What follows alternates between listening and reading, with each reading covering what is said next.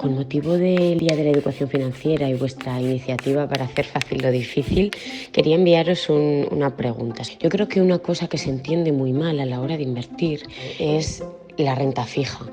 Cuando mis padres, conocidos, familiares hablan siempre de invertir con total seguridad, siempre hablan de invertir en renta fija. También tienen muy en mente los altos tipos de interés que durante las últimas décadas hemos tenido y las altas rentabilidades que les han dado en el pasado sin incurrir en ningún riesgo. Entonces yo creo que es un concepto malentendido. Entonces, ¿podríais explicar a los ahorradores, inversores, exactamente que la renta fija no es fija? ¿Por qué no es fija? Que también tiene riesgos, que también se puede invertir con ella, que también puede haber volatilidad, podemos ver pérdidas y ganancias. Creo que ese es un concepto que no está nada claro en la mente de los inversores. Muchas gracias por la iniciativa. Pues lo primero que queríamos explicar es por qué realmente se llama renta fija.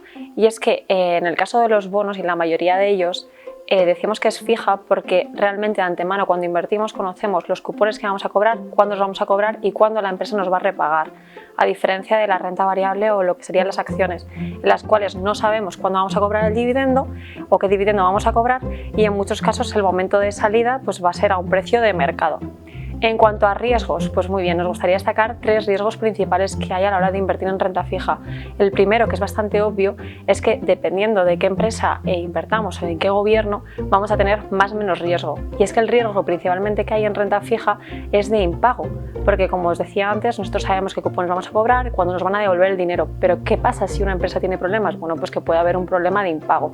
Entonces, tendríamos una primera parte que serían bonos y gobiernos de empresas pues muy solventes, gobiernos de países desarrollados que están en la parte de investment grade, donde pagan muchísimo menos porque tenemos un menor riesgo de impago, y luego tendríamos esa parte de bonos que se llaman high yield, que lo que conllevan es que al final pues son empresas o gobiernos muy apalancados en los cuales nos van a pagar más porque el riesgo de que tengamos algún problema es mayor. El segundo punto que querríamos destacar es que dentro de los bonos de renta fija hay mucha tipología de bonos, hay bonos más complejos y bonos más sencillos, y luego además pues depende de dónde nos situemos en la pirámide de recobro, pues vamos a tener bonos más seguros o más inseguros. Es decir, no es lo mismo invertir en una compañía en un bono, lo que llamaríamos senior o con algún tipo de garantía, en la que al invertir recibimos menos dinero, el cupón es muchísimo menor, pero sabemos que tenemos inclusive la garantía de un activo, que invertir en otros bonos como podrían ser, en el caso de los bancos, los famosos cocos bancarios, en los cuales pues si el banco tiene algún problema, sabemos que nuestros bonos los van a convertir directamente en acciones.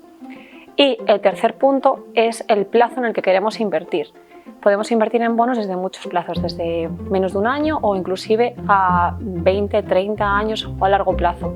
¿Qué ocurre? Que cuando invertimos sabemos en qué momento nos van a devolver el dinero. Si mantenemos la inversión en ese tiempo no tenemos en principio un riesgo salvo que sea el de impago y sabemos lo que vamos a cobrar. Pero si entre medias, y os pongo el caso del año pasado con el tema de la pandemia, hubiéramos vendido el bono, ese bono tiene un precio de mercado diario.